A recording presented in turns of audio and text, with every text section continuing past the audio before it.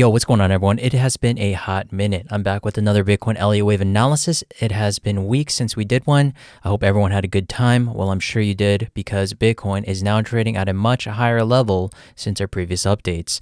In this video, we are going to be talking about the continued story on how we're going to be reaching higher levels, as I do still believe we are in a very strong uptrend where retail is considerably still sidelined and ready to enter at higher levels after some further confirmation. But first things first, please make sure to hit that like button, subscribe to the channel if you haven't already. I sincerely appreciate everyone's support, and I do listen to everyone, bad or good comments. And if you are also interested in the membership, please don't hesitate to reach out to me. The links are in the description below.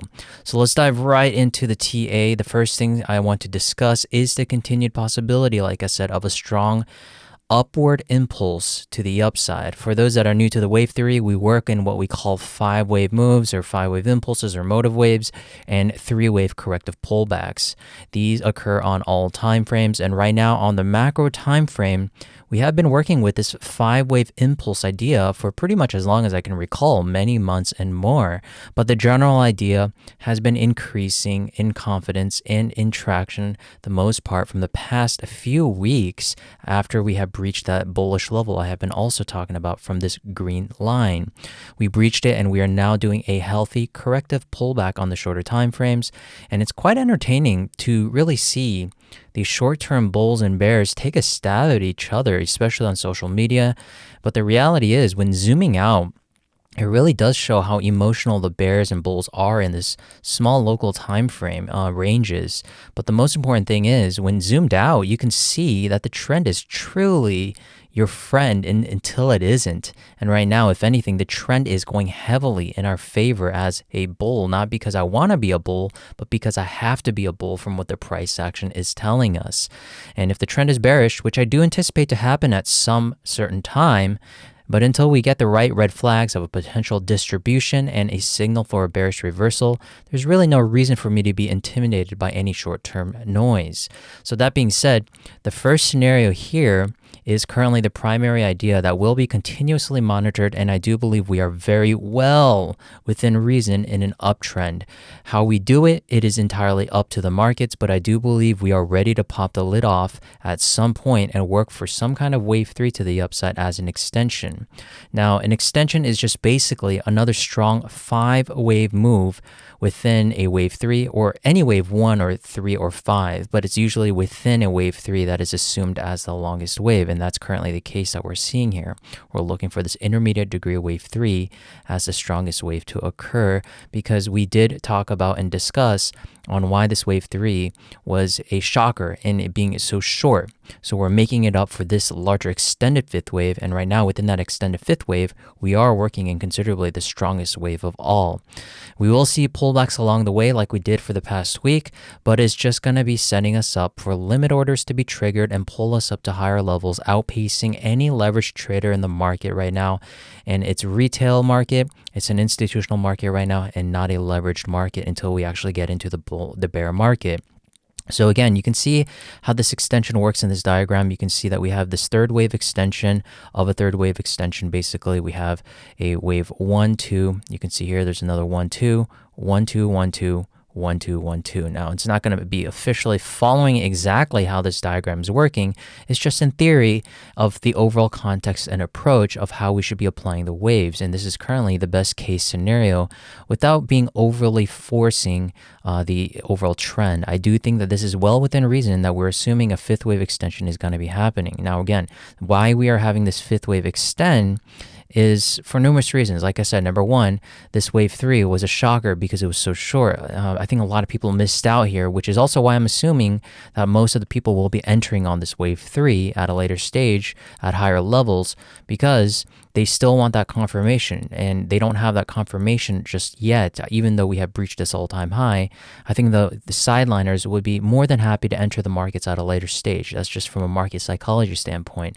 And this wave 3 being so short, there was a lot of reasons behind that. The first reason being that we are way ahead of schedule for a bull market, especially from a halving cycle perspective. If we go back to the actual halving cycle theory, you can see that of all current cycle halving approach, you can see that we had 345 waves, 345, 345 here after the halving. But here you can see we had a 1-2 wave 3 here happen early. So from a market psychology standpoint, a lot of people did miss out on that wave 3 and more or less probably entered at this level over here based on recycled money, the people that really truly understand Bitcoin. But the real retail, the new traders, the people that are still sidelined, the people that might have been burned from a 2018 or even a 2021 bear market are still probably going to be more convinced at higher levels and are going to be happy to enter at those levels once again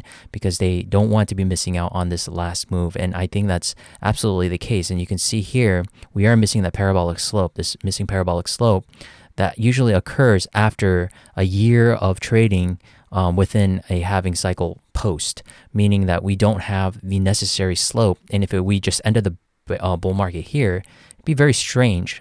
Even though the cycles are getting shorter and shorter in terms of the actual slope, you can see we have the longest slope here, considerably short slope here and a shorter slope here.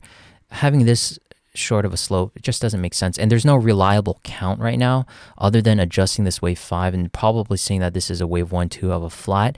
But that truly ruins the overall context of what we're seeing here from a fractal approach. We've never seen a wave 1-2 on a macro scale, and that goes for pretty much any larger wave count for any asset. We haven't seen a large expanded flat play out of some sort, and it would be short-lived because we're going to be expecting a C wave to happen quite soon.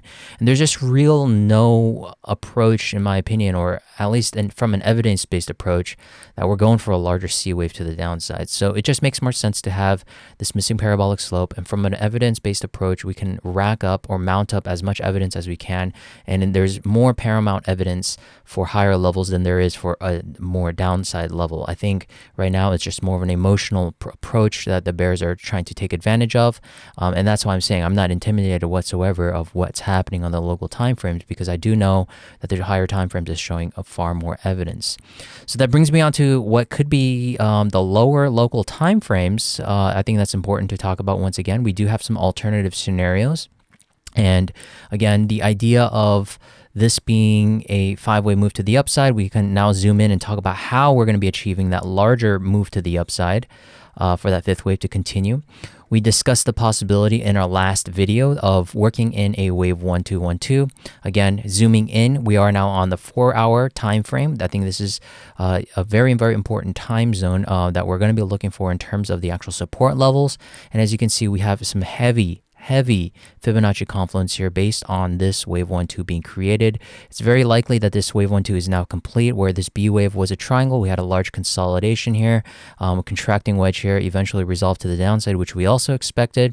We hit more or less the 1-to-1 ratio, where this wave A is now equal to this wave C. So you can see more or less we have this wave C equaling in length. So that's great from a symmetrical and geometrical approach of how these waves are playing out. The markets do like geometry. And then we also have that confluence, like I said, that 38.2% and the 61.8%. We made this adjustment quite early. I think a lot of people are seeing this as a 1-2-1-2 that's happening here. But as you can see, having this as a 1-2 and a 1-2 here, this 1-2 is now larger than the parent degree. We made that assumption quite early and we did it well. So what I did here was sacrifice the internal counts for the larger count to have a little bit more leeway room in anticipation for how this wave 1-2 could be playing out. So what I did here was I adjusted the minor degree to be as the 5-wave impulse in itself going into wave 1, and then this is now the second 1-2 working against this primary wave 1-2 in the circle. So it's going to sound a little confusing here, but just know that it's very simple in terms of that we're working for an impulse to the upside of an extension. We should have some kind of resolvement happen quite soon, in my opinion, if this is the assumed correction that we're working with. And then we should be working for higher levels. Now, there is another scenario that is from an evidence-based approach that's kind of very interesting, in my opinion. I really try to find self, in a position where, where can the bulls actually have a higher opportunity to actually short the markets. Again, from a short-term perspective, this is not a shorting market, but there is a possibility for a pullback to occur before we actually go for higher levels. But again, the implication doesn't really change here where we have another higher level here. So from a top-down perspective, we do have two hybrid approaches where one is working impulsively to the upside, and then now one is working correctively to the upside. So it does make sense because the markets right now is in a very iffy spot. Like I said, retail is not confident to enter the markets. So that does give this back and forth ping-ponging price action that could give us a way to diagram that into an Elliott wave pattern, which is the leading variation or the leading diagonal as a contracting wedge here. And it all is now shifted as corrective waves rather than working as an impulsive larger structure to the upside. But bear with me because this is a very interesting approach in terms of what we have seen in the past behavior of how Bitcoin has performed using the Bitcoin monthly returns.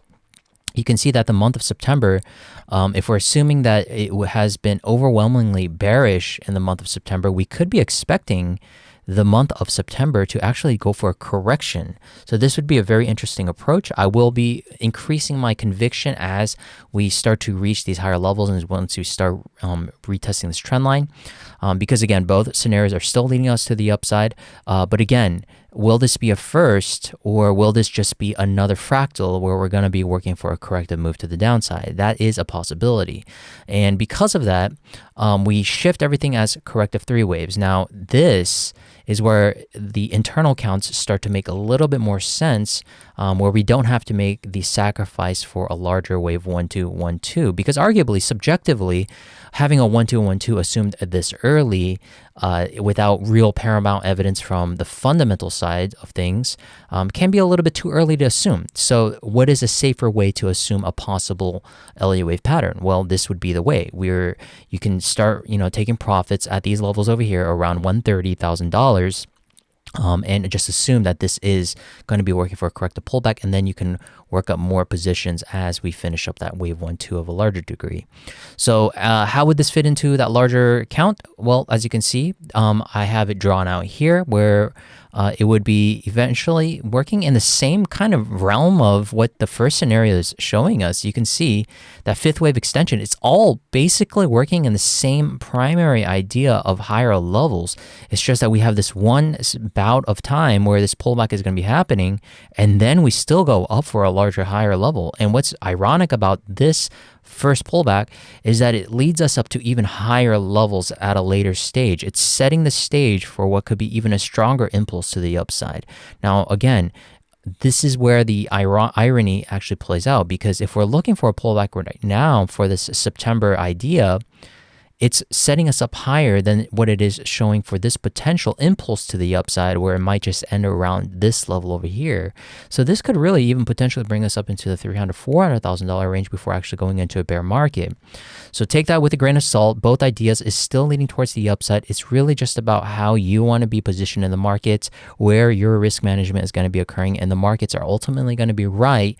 And this is why you take most of the risk at an early stage, where we eventually called for higher levels once we started to reach these levels over here around 78K. And right now we're still just working in what could be the beginning of this wave 1. So time is an enemy, but time is also your friend. And right now time is on our side, and it's been playing out quite nicely. I do believe that if this wave 1, 2 happens, I wouldn't panic too much. But right now, the main primary idea still lies within an impulse to the upside. I'm more than happy with this scenario as well, where we do get a wave 1, 2 pullback. This is all fitting quite nicely into the right look of what the Elliott Wave Theory is providing us.